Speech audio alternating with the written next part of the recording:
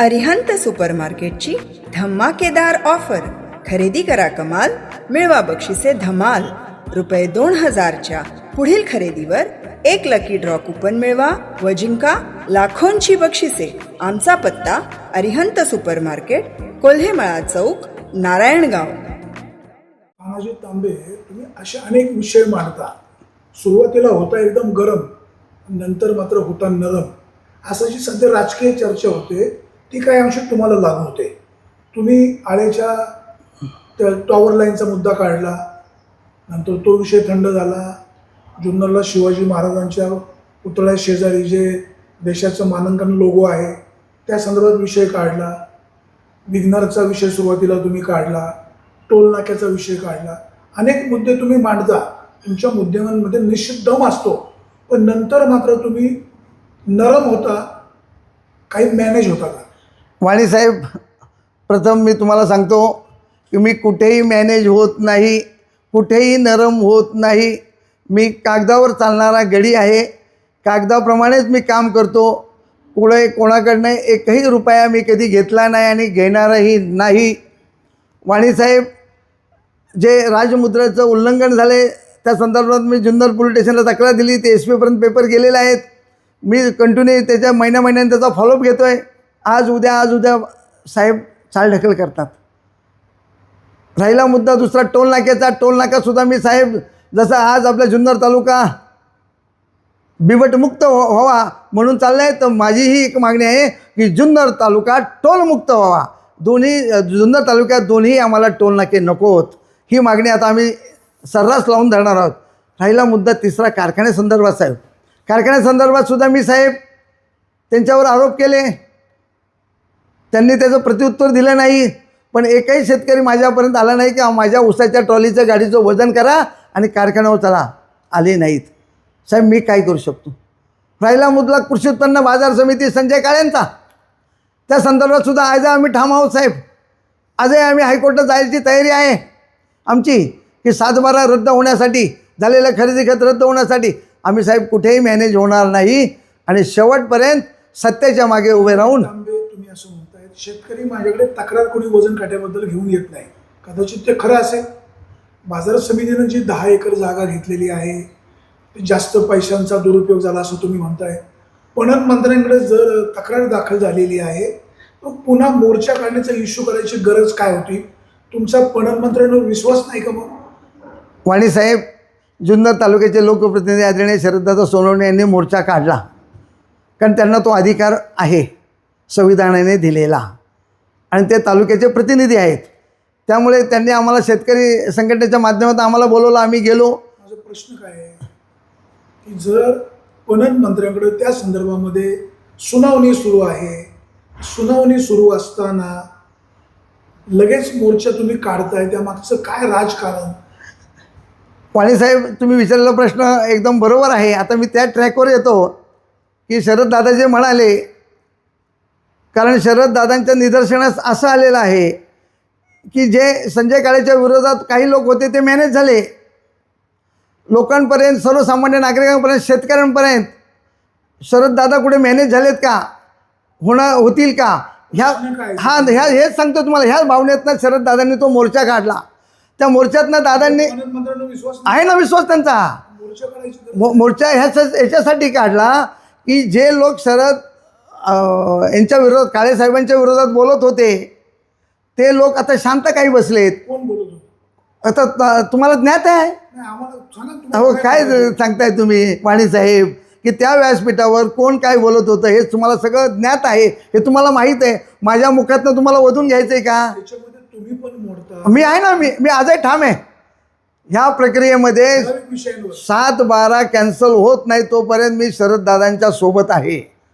आणि शरददादा आता परफेक्ट ट्रॅकवर चाललेले आहेत. शरददादांनी जनजागृती केली.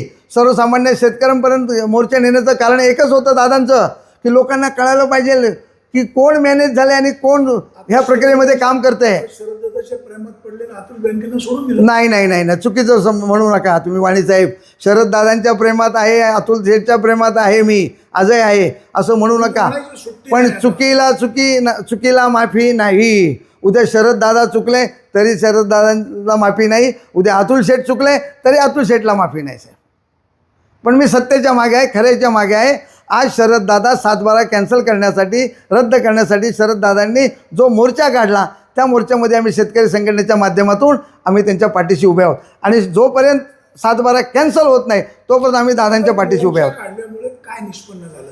सर्वसामान्य शेतकऱ्यांना, जनतेला कळालं की दादांनी जैसे थे परिस्थिती ठेवली पणन मंत्र्याकडे आणि आता पुढची सुद्धा प्रक्रिया दादा राबवत आहेत. मंत्री महोदयांनी बाजार समितीचं म्हणणं ऐकून घेण्यासाठी पुढची तारीख दिलेली आहे, तोपर्यंत तिथं काहीही करू नये अशा प्रकारची ऑर्डर काढलेली.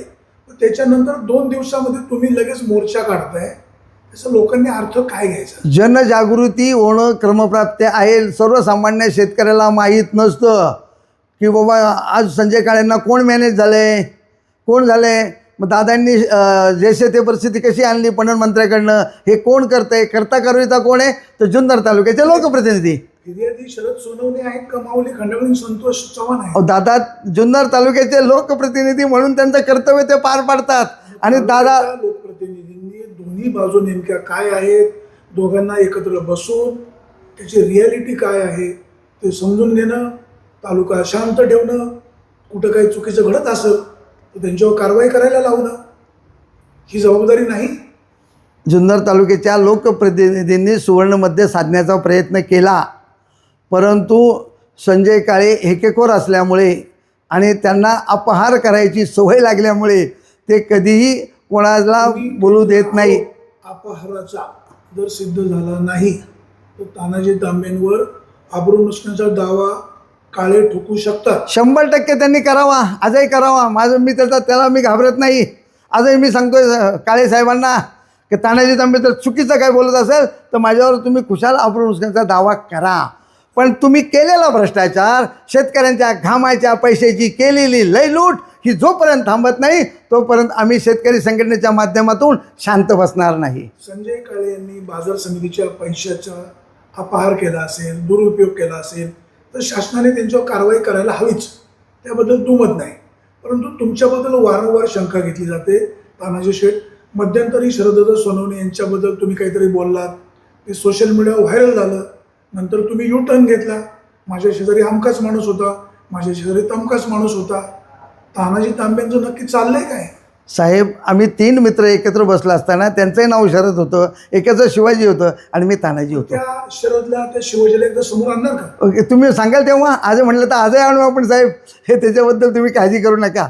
पण साहेब, कृषी उत्पन्न बाजार समितीत चाललेला भ्रष्टाचार जोपर्यंत थांबत नाही, शेतकऱ्यांच्या घामाची चाललेली लेवलूट थांबत नाही, आम्ही तोपर्यंत जुन्नर तालुक्याचे लोकप्रतिनिधी आदरणीय शरददादा सोनवणे यांच्यासोबत आमच्यासुद्धा आम्ही शेतकरी संघटनेचे पुणे जिल्हा कार्याध्यक्ष आहे, माहिती अधिकाराचा मी जुन्नर तालुका अध्यक्ष आहे आणि ज्येष्ठ समाजसेवक आहे.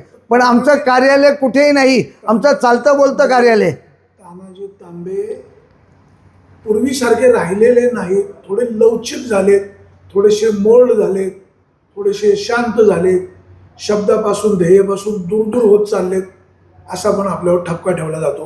अशा अनेक कारणं आहेत. वाणी साहेब, मी कुठेही लवचिक झालो नाही, मी कुठेही मॅनेज होणारा नाही, मी कुठेही वाकणारा नाही आणि कुणालाही शरण जाणारा नाही. मी माझ्या ध्येयाला मी ठाम धरून आहे की शासनाची होणारी लयलूट, शासनाची जे फसवणूक करतात, ज्या संस्था करतात, कोणत्याही संस्था असू द्या, त्या संस्थेला चाप लावणं काम माझं आहे. तानाजी तांबेंवर किती गुन्हे दाखल आहे? माझ्यावर साहेब प्रत्येक ठिकाणी गुन्हे दाखल आहे. मी त्याला घाबरत नाही ना. किती संख्या आहे? संख्या 10 ते 12 आहे साहेब. मी कोर्टात महिन्यातनं 15 दिवस तुम्ही कोर्टात असतो साहेब. उद्या तुम्ही कोणी म्हटलं का हा आरोप करतो गुन्हा दाखल, मी त्याला घाबरत नाही. मी कागदावर चालतो साहेब आणि मी चुकीचं आणि खोटं कधी करत नाही. कोणावर आत्तापर्यंत खोटे आरोप केले नाहीत आणि करणारसुद्धा नाही. ओतूरचं कप्रदिकेश्वर देवस्थान एक मोठं देवस्थान आहे, त्याची मालमत्ता पण खूप मोठी आहे. असं असतानाही तिथे तुम्ही अनेक वेळा इश्यू क्रिएट करता. मध्यंतरी काय तुम्हाला कोणी धमकावलं, काय पिस्तूल दाखवला किंवा काय काय घडलं असं तुम्ही जे ड्रामा करता, वस्तुस्थिती काय? वाणी साहेब, हा ड्रामा नाही, ही वस्तुस्थिती खरी आहे. आज 35 वर्ष झाले देवधर्म संस्थेच्या अध्यक्षांनी 51 भक्तांनी त्या मंदिराला वेढा घातला आहे. आमची मागणी ग्रामसभेतही होती, कालच्याही होती आणि पुढच्याही राहणार की प्रत्येक घरातील एक सभासद करा. पण ते अध्यक्ष जर सभासद संख्या वाढली, उद्या 10,000 15,000 सभासद झाले तर आपल्या पदाला धोका निर्माण होईल. म्हणून आजचे असलेले अध्यक्ष ते घरटी सभासद करायला नामंजूर आहेत. धर्मदाय आयुक्त ही स्वतंत्र संस्था आहे. त्यांच्याकडं त्याची स्थापना होते, रजिस्ट्रेशन होतं. त्याच्या सभासदांना याबाबतचे निर्णय घेण्याचा अधिकार असतो. मग तुम्ही धर्मदाय आयुक्ताकडे दाद मागायची.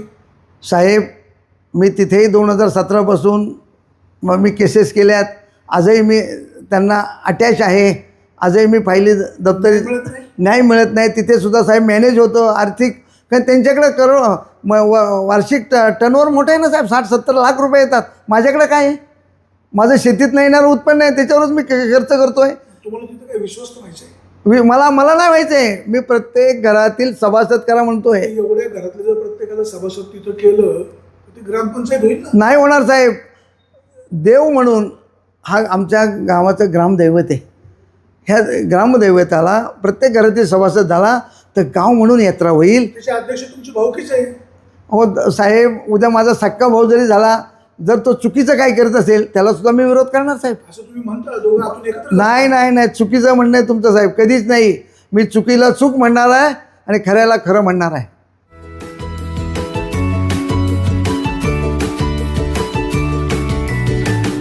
बातम्या शेतीच्या,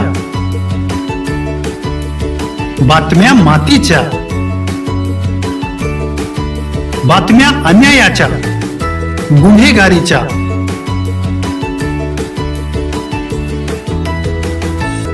राजकारणाच्या आणि समाजकारणाच्या, शोषणाविरुद्ध बुलंद आवाज, जनसामान्यांच्या हुंकाराची गाज, सत्कार्याला प्रोत्साहन, दुष्कृत्याला अनुशासन, निर्भीड, निस्पृह, सडेतोड, बेधडक आणि रोखठोक म्हणजेच विघ्नहर टाइम्स. शोध बातमीचा, ध्यास सत्याचा. आपलं चॅनल, आपली बातमी. सबस्क्राईब तर कराच, पण बेल आयकॉनवर क्लिक करायलाही विसरू नका.